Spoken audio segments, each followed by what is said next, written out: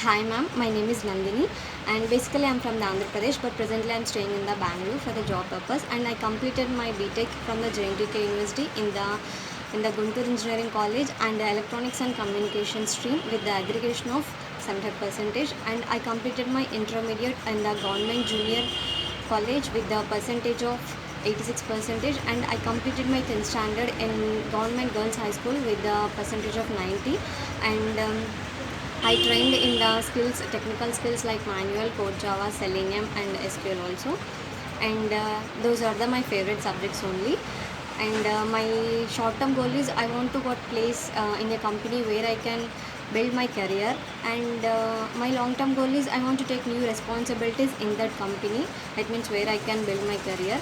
And as being a fresher, I'm very flexible and adapted to learn the new things, and also I am sure that I will be able to contribute something for the company growth. And coming to the family background, my father is cooking master and his name is Nagaseshlu, and my mother is Jagdishwari. He's the homemaker, and I have a sister and she's married.